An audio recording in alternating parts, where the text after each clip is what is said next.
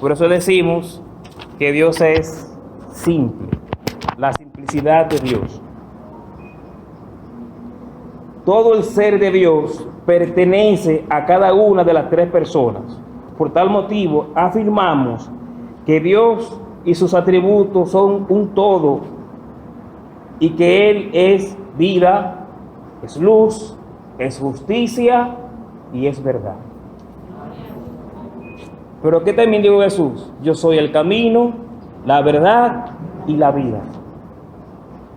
Y dijo, el Espíritu de verdad, hablando del Espíritu Santo, guiará a toda justicia y a toda buena obra. Queriendo decir que tanto el Padre como el Hijo como el Espíritu tienen los mismos atributos. Lo único es que tienen funciones diferentes. El Hijo hace una cosa, el Padre hace otra cosa y el Espíritu Santo hace otra cosa. El Padre diseñó el plan de salvación, el Hijo vino y murió para ponerlo en función y el Espíritu es quien nos guía para que ese plan se cumpla. Pero sin el Espíritu nadie se salva. Sin el Espíritu nadie puede decir que conoce a Dios, porque el Espíritu es quien nos revela al Padre. Pero sin el Hijo nadie puede llegar a conocer el Espíritu, porque el Hijo es quien me liberta del pecado para que el Espíritu entre. Entonces los tres, en todo lo que hacen, están unidos. Y todo lo que ellos hacen colabora con sus planes y sus propósitos. Bien.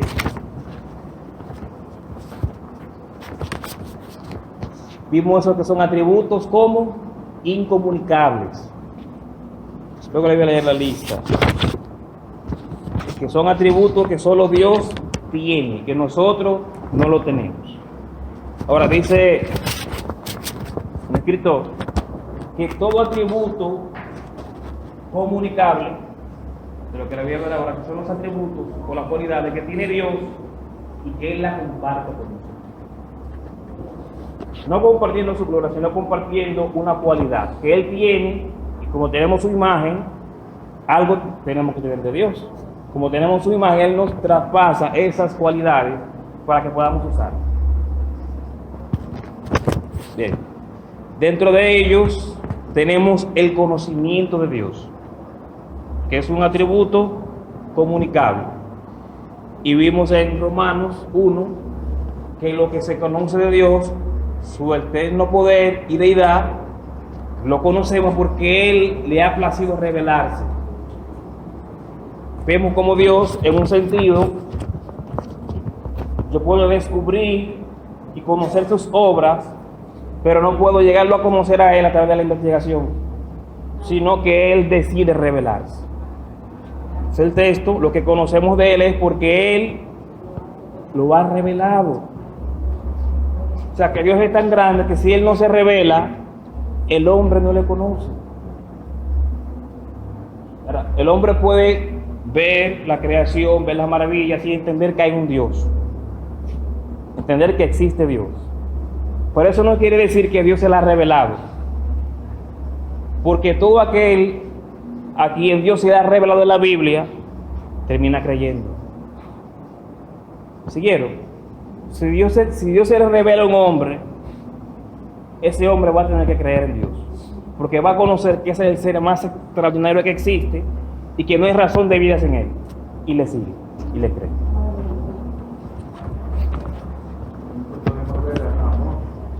¿A quién? Amós. Que Dios le habló y le dijo, un boyero como yo, ¿quién me va a aceptar? Pero Dios lo tomó y profetizó. Sí, dice que Dios lo sacó de atrás de los bueyes y profetizó. Otro atributo comunicable, ¿verdad?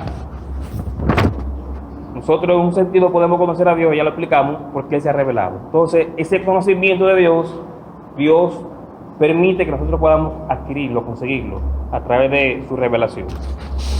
Bien. Vamos a hablar de la sabiduría de Dios. Y este es uno de los atributos más notorios de Dios. Dios es sabio. Mire, Dios se las sabe todas. Todas. Y una más. Dios es sabio. Ahora, ¿qué implica eso? La sabiduría es un aspecto del conocimiento de Dios.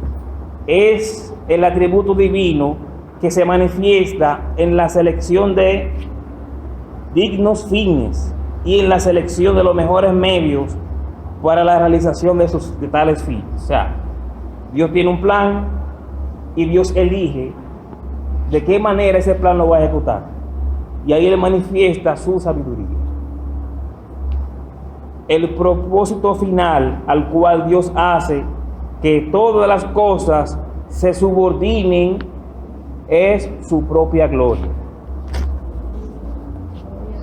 Un caso puntual, Jonás, ¿a dónde mandaron a Jonás a predicar? ¿Para dónde se fue Jonás? No, se fue para Tarsis. Cogió un barco a una ruta contraria. Se fue para Tarsis. Claro, lo mandan a Nínive. ¿Se va para dónde? Para Tarsis. ¿Qué hizo Dios cuando estaba en el camino? Una tormenta.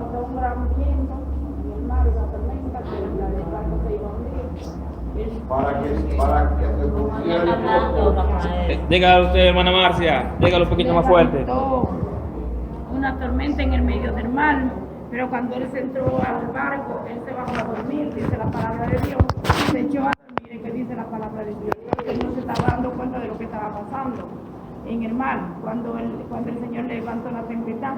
Entonces los marineros clamaban a su Dios, a su Dios de ellos, y no les respondía. Entonces bajó uno abajo y lo despertó, que se despertara dormilón, le dijo. Entonces, que clama a tu Dios, quizás si tu Dios no puede salvarlo. Entonces él se levantó, clamó a su Dios.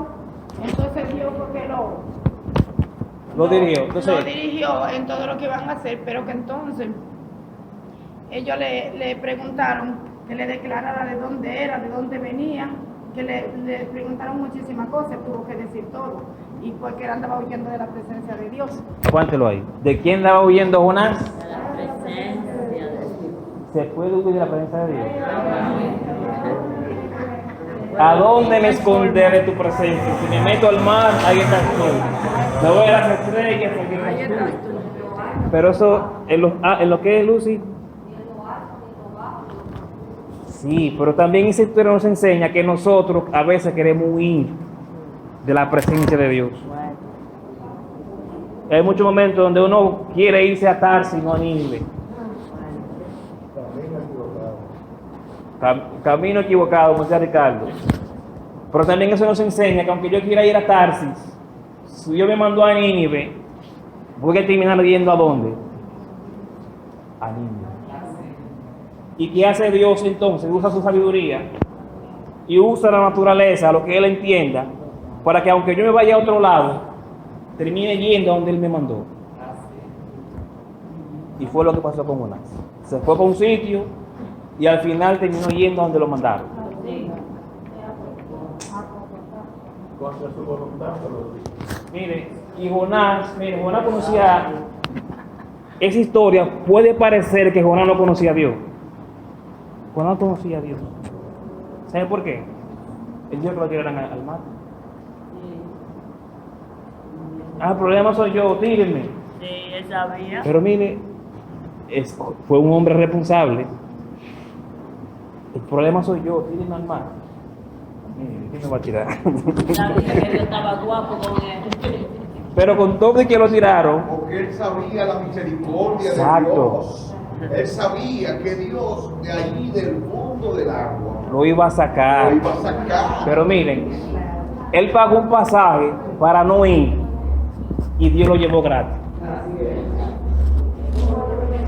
Lo montó, ¿en quién fue que lo...? Una ballena. Ay, no, hermano.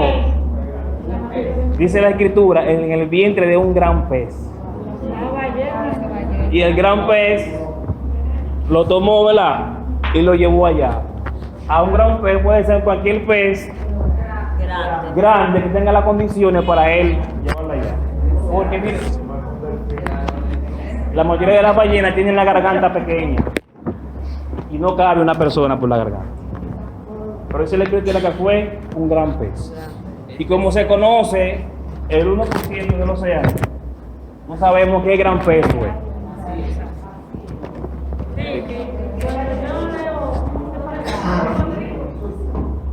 Cuando yo leo el pasaje y yo digo un gran pez, yo digo, cuando él pidió que lo tiraran al mar, se ve que era bien profundo, porque si había un gran pez donde cupiera él no pensó que iba a nadar, porque si él no dijo, miren, que yo voy a nadar y voy a salir, pero miren, en medio donde había esta profundidad, porque era bien profundo donde había ese gran pez.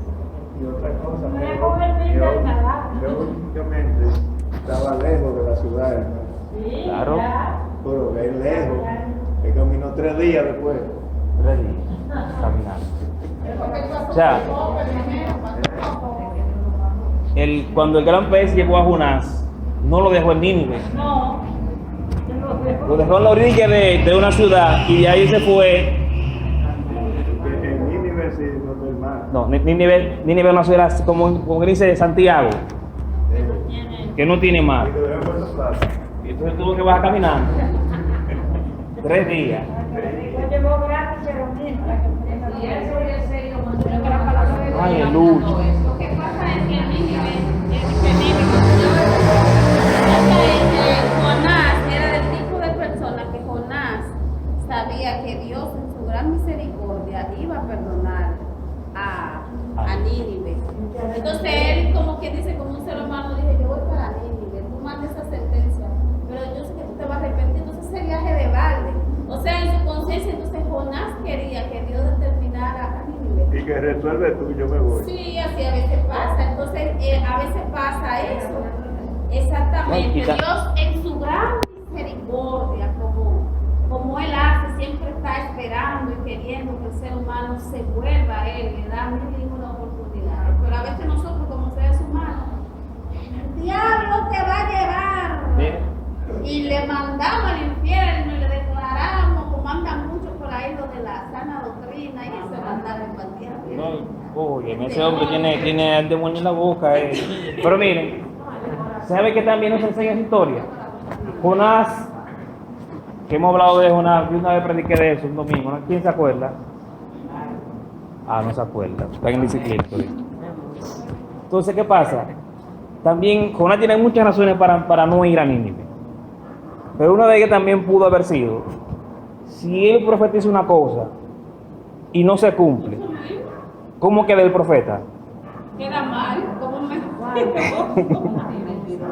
Pero era una profecía condicional.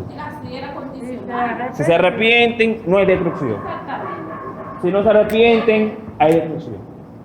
Entonces el profeta, pero yo voy a decir una cosa y después tú te arrepientes, se convierten y el juicio que yo dije. Pero bueno, vamos a escuchar Y a la pregunta que tú dices que Jonás conocía a Dios. Él lo conocía. Y Dios lo manda a una misión. Él quiso desviarse del mandato de Dios, pero sí él conocía a ese Dios, igual que aquellos muchachos que se propusieron no contaminar con la comida del rey. Sadrach, Mesach, Abednego, Daniel, ellos realmente conocían a este Dios verdadero y ellos se propusieron no contaminar. Y llegó el momento en que ellos lo que habían creído tenían que demostrar. Cuando el rey Nabucodonosor hizo aquella imagen que todos tenían que postrarse al sonar el sonido de la trompeta. Ellos no se postraron. Y cuando le dijeron al rey que ellos no se postraban cuando sonaba la trompeta, la respuesta de ellos fue: nosotros no nos vamos a postrar. Y aunque el horno sea como usted lo quiera calentar 7 veces, nosotros no nos vamos. Y ellos verdaderamente se expusieron a que lo metieran en el horno. Y aquí realmente fue algo grandioso. Así es cuando conocemos a Dios. Sabemos que Dios va a obrar aún en la adversidad más grande, más profunda. Dios realmente cuando confiamos en Él, no va a librar. Bien, excelente. Entonces ya vimos Jonás, vimos los jóvenes ya nos estamos ilustrando de cómo Dios actúa. Otro atributo que Dios... También podemos ver cuando el mismo Jesús dijo, yo sé que tú siempre me amas. Entonces uno puede analizar Jesús que hablaba de su nombre, pero como estaba lleno del Espíritu Santo, entonces había una conexión, porque él yo no hago nada si no es fiel a su Padre. Y un atributo que Dios mostró tanto en Jonás como en la historia de los hornos de fuego fue su bondad. Dios es bondadoso. Dios es bueno. Esto es santo a la perfección en su modo de ser. Sin embargo, esto no es la clase de bondad a la que nos referimos aquí. Esta bondad a la que hacemos referencia es aquella bondad que se revela en hacer bien a otros. Él es el atributo o perfección divina que lo impulsa a obrar con bondad y generosidad para con todas sus criaturas. Dice Mateo, el sol sale sobre buenos y malos. Bondad para todos. Que es lo que se llama gracia común. Una gracia que Dios ofrece para todo el mundo, sea creyente o no sea. Y este atributo sí, ustedes lo conocen. El amor. Dios es amor. Nosotros tenemos amor, el amor es un atributo comunicable, pero el amor que sentimos nosotros no es igual que el amor que siente Dios. No es la misma medida de amor. Dice la Escritura, aunque ustedes sean infieles, Dios permanece. Pero nosotros no somos. Si alguien nos es infiel, le retiramos nuestro amor, nuestro aprecio. Ahí mismo. Pero dice Dios, si ustedes son infieles, Él sigue siendo. Y la santidad que hablamos la semana pasada, ¿verdad?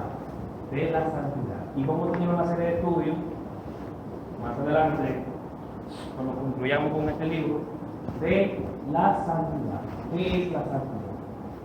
Desde el punto de vista bíblico, ¿verdad? No dogmático, no bíblico. ¿Qué enseña la Biblia sobre el tema de la santidad? Que también es un tema que se utiliza mucho para meter miedo, para manipular. La justicia, Dios es justo, hermano. Todo lo que Dios hace, ¿cómo lo hace? Con justicia. Y justicia es pagarle a cada quien conforme a lo que merece. Si Dios castiga al malo, esa es justicia.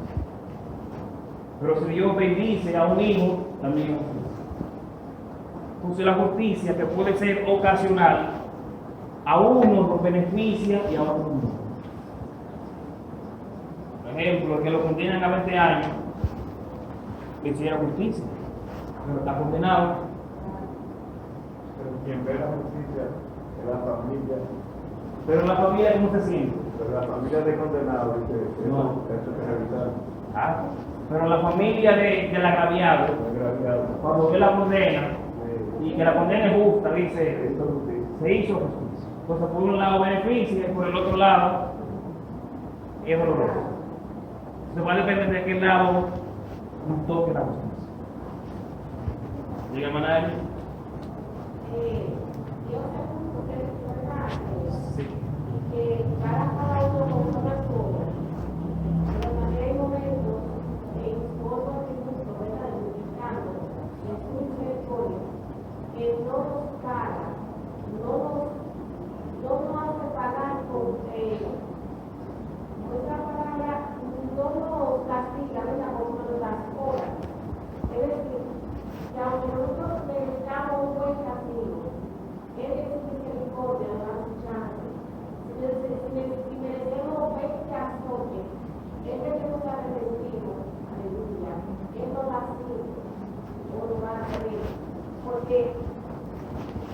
el atributo de la misericordia es muy grande. Pasa eso. Y qué bueno que usted trajo esa palabra. Dios, para tratar al hombre, puede elegir entre darte justicia o darte misericordia. No te le va a dar los dos al mismo tiempo. O te va a dar justicia o te va a dar misericordia. Si te da misericordia o gracia, te paga conforme a lo que tú no te mereces. Porque la paga del pecado es muerte, hermano. La dádiva de Dios es vida. Ahí Dios nos da gracia. La paga del pecado es la muerte, pero nos da vida. Me merezco la muerte y Él no me condena, me da vida a través de Cristo. Pero cuando una persona que no conoce a Cristo muere y el día del juicio el Señor lo condena, ¿qué le está dando? Justicia. Sabemos como, por un lado, Dios elige tratarnos con justicia o con misericordia, gracia y bondad. Pídele a Dios siempre que le dé gracia, que lo trate con misericordia. Como dijo David, ¿quién tú quieres que te juzgue? ¿Dios o los hombres? Que me juzgue Dios, porque Él tiene misericordia.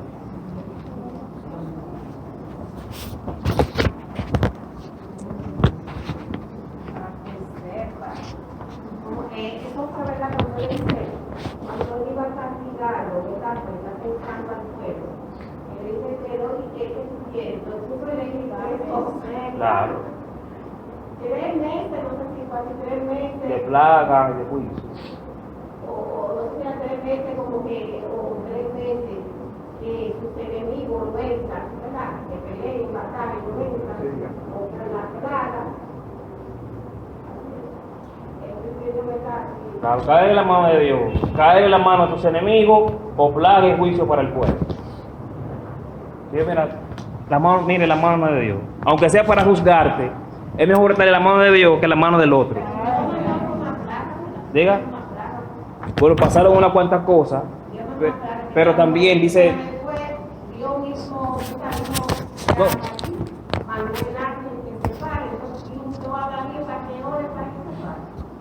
Y la espada quedó en su casa, como parte de la consecuencia, porque el Señor, aunque nos perdone el pecado, las consecuencias quedan, Bueno, entonces nos vamos a otro atributo, a los atributos comunicables, que son aquellos que tiene Dios y que Dios nos los compartió a nosotros. Hablamos de la omnisciencia. ¿Qué significa eso? Omnisciencia.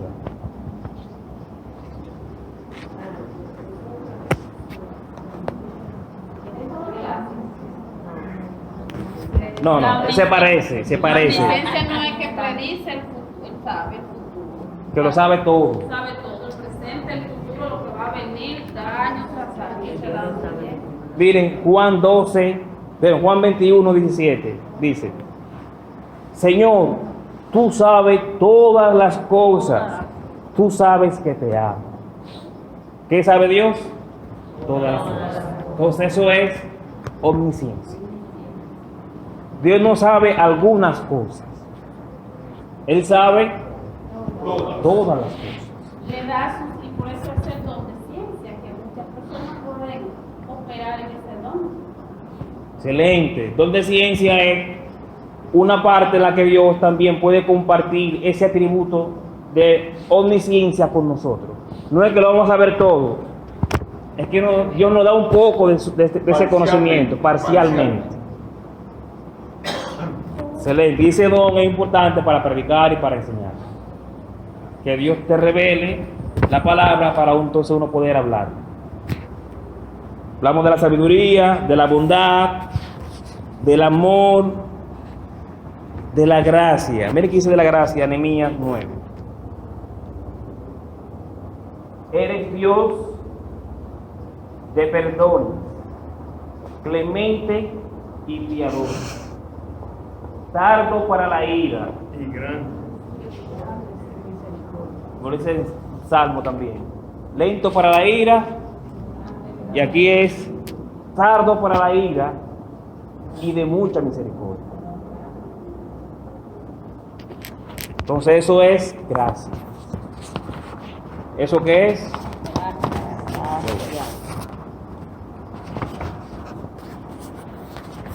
Y hablando de eso, que es un atributo con el cual Dios decidió tratarnos. Y estaba escuchando a un maestro hablando de la gracia, y él decía que no es lo mismo agradecer que dar gracias. Nosotros nos sentimos agradecidos por lo que Dios ha hecho por nosotros, pero casi no le damos gracias. Póngase a pensar, cada vez que nosotros oramos, casi no le damos gracias a Dios por lo que ha hecho por nosotros. ¿Diga? Señor, gracias. Y él citó los 10 leprosos. Todo el que tiene lepra y Dios lo sana, se siente agradecido por Dios, porque Dios lo sanó. Pero solo uno se devolvió a dar la gracia. A lo mejor lo mandaron con él. O sea, no era que no estaban agradecidos, no era que no se sentían bien por lo que Dios hizo. Todos ellos estaban agradecidos por Dios, pero solo uno dio las gracias. O sea, a nosotros se nos hace difícil dar las gracias.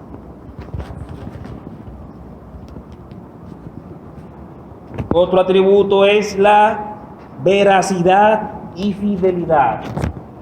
En Dios no hay engaño ni mentira.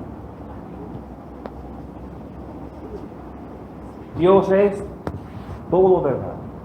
Él lo sabe todo y nosotros tenemos que esperar que pasen las cosas Para nosotros saberlo, y ya lo sabe. Ahora, este atributo de veracidad, que también lo tiene Jesús es veraz, Él es la verdad. Jesús dijo que venía pronto. ¿No es así? Yo me voy y vengo pronto. 2000 años, y no ha vuelto. Y dijo que venía. No es que eso es mentira, no. Pero mucha gente coge esa cosita para atacar la Biblia. Y dice, bueno, Jesús dijo que venía pronto. Tantos años no viene. ¿De qué pronto que él está hablando? Lo que pasa es que un día para el Señor es como si fueran 1000 años. Exacto. Al igual que no existe el tiempo en el Señor. Que un día de nosotros son para el Señor como 1000 años. Y 1000 años para Él son como un día. Entonces nosotros no podemos meternos ahí porque pasa es en que Dios no existe el tiempo. Si lo medimos con el tiempo de nosotros, pronto es un lapso de tiempo que uno indeterminado pero corto. Ahora, en el tiempo de Dios, pronto puede ser en el 2000, en el 3500. Es que no existe el tiempo. Entonces, él, en ese sentido, es un pronto de Él, no un pronto de nosotros. Pero de que viene bien. No, claro. Como dice Porque es infalible, su palabra. Si, mire, si ese pronto no fuese en el tiempo de Él, entonces podemos decir que Él sería un mentiroso porque no cumplió. Pero ese pronto es en el tiempo de Él, no en el de nosotros. Esther y luego Ari. Como decía la hermana Ari, dice pronto, pero también dice, como dice Mateo 24, está dando las señales. Las señales. Esas son porque le dice, ustedes saben discernir cuando va a llover, pero no saben discernir el tiempo. O sea, él dice, yo les dejo ese tiempo para que ustedes puedan discernir cuándo es. Y dice, cuando haya principio de tal y tal cosa, cuando haya esto. Por eso es que el ser humano puede decir cuando ya pasa. Las señales del fin. Pero no tenemos fecha, pero ya según las señales lo están diciendo. Pero no sabemos cuándo. Porque Él no habló de estas señales, que cuando viéramos esto erguido estemos para que, ¿verdad? Estemos preparados. Mira, todavía el pueblo de Dios ni conocía a él. Y Dios le dijo a Abraham que su descendencia, su pueblo iba a traer esclavos en 400 años. y todavía Abraham no tenía descendencia, no tenía. Entonces tú te puedes analizar bien. Abraham dijo, ven acá, cualquiera se pone a pensar esa parte ahí. Y pasan 400 años. Y Abraham a lo mejor pensó que era él que iba a sacar a ese pueblo. Sí es. Entonces sabemos que Dios es veraz. Ok, hablamos de la soberanía, pero hay una voluntad, que es la voluntad de Dios parte de su soberanía, que es la voluntad secreta y la voluntad revelada. Hay cosas en la Biblia que por más que yo investigue y estudie no las voy a saber. Pero hay otras que investigando, estudiando, yo puedo llegar a saber. Ahora, ¿cómo sabemos que hay cosas que por más que yo intente no puedo acceder ahí? Deuteronomio 29:29. Las cosas secretas pertenecen a Jehová nuestro Dios, mas las reveladas son para nosotros y para nuestros hijos por siempre. Entonces hay unas informaciones que no han sido reveladas, que las vamos a saber cuando estemos con el Señor. Entonces eso que yo voy a saber cuando esté con el Señor, no nos mortifiquemos, cuando estemos con el Señor sabremos. Ahora hay una tendencia de que el que está predicando quiere tener una información que usted que está allá sentado no la tiene, como para que se interese en lo que yo voy a decir. Y a veces eso se presta para caer en falsa enseñanza, en malas interpretaciones, con un sentido de impresionar al que está sentado. La tarea del predicador es una sola. 2. Explicar y aplicar la palabra. Esa es la. Me la aplico, porque si no me la aplico no tengo condición para poder hablar. La explico y la aplico. La palabra. Y eso es lo que produce el efecto sanador y restaurador y avivamiento en la iglesia. Bien. ¿Se me queda algo? Ok. Ya estamos concluyendo. Sus atributos, que ya vimos que son comunicables e incomunicables, algunos de ellos son atributos que describen el ser de Dios. ¿Cuáles son esos? La espiritualidad, sabemos que Dios es espíritu, y la invisibilidad. Dios es espíritu y es invisible. Pero es invisible no es porque no se pueda ver. O sea, Él es invisible no es porque sea como el aire que está aquí, te pasa por el lado y no lo ves. Es invisible por el poder que tiene su ser y por su santidad. Dice la Escritura que Dios habita en luz inaccesible. Es como usted mirar el sol en su punto más alto, sin lentes, sin nada, no lo puedes ver. Entonces ahí vemos, ¿verdad?, cómo Dios, siendo visible por su poder, por su poderío, por su majestad, no podemos ver. Otro que son los atributos mentales, estos definen que son el conocimiento, la sabiduría y la veracidad. Conocimiento, sabiduría y veracidad. También tenemos los atributos morales, periodo de Guadalupe, ¿verdad?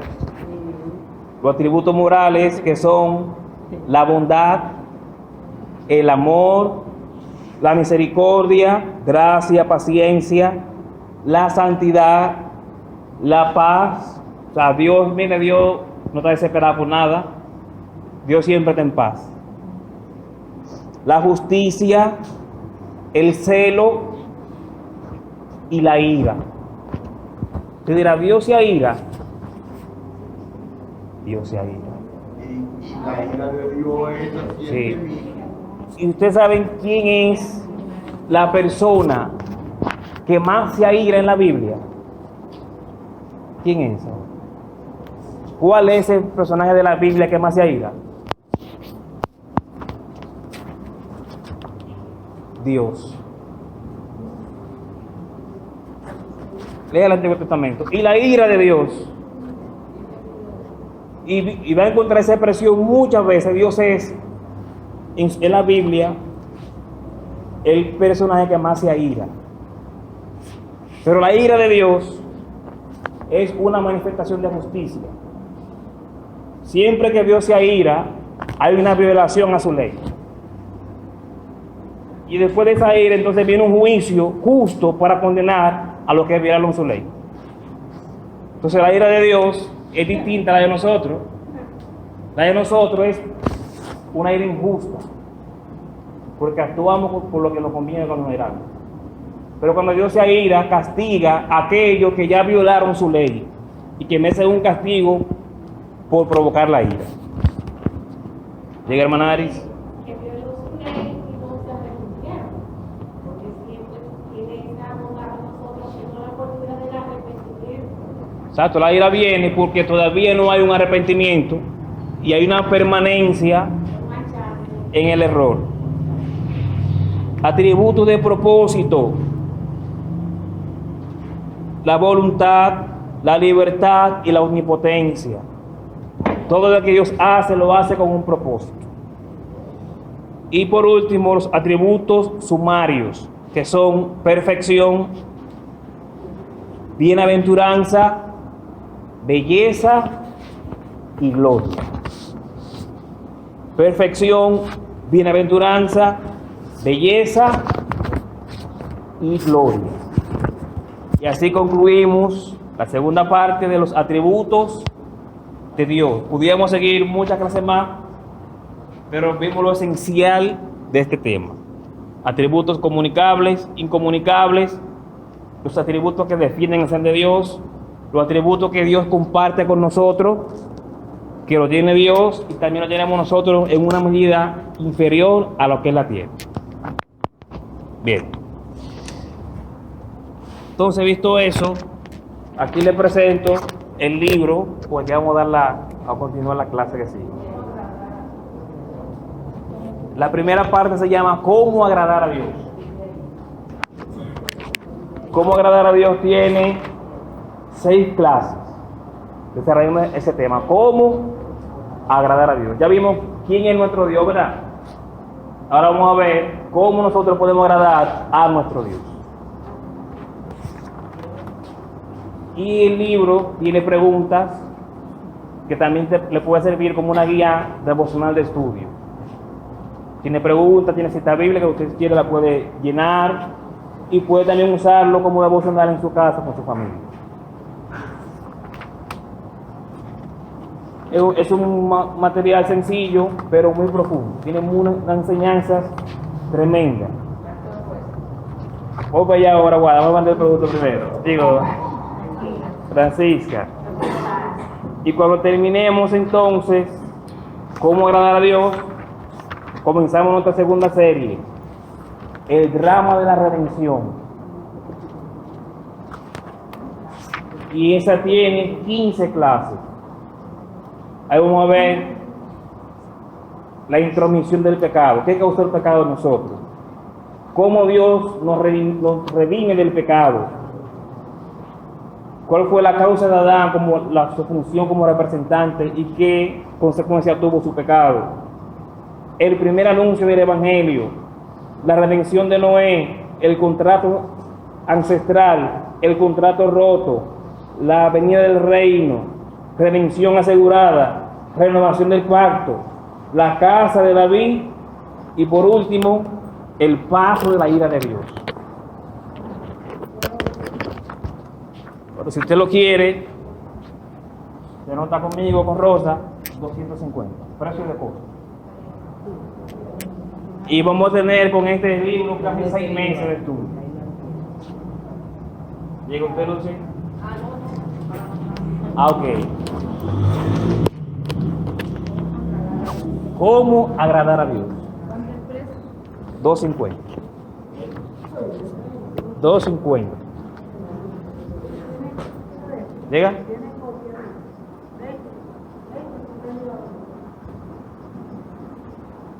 ¿Del de hoy? Mire,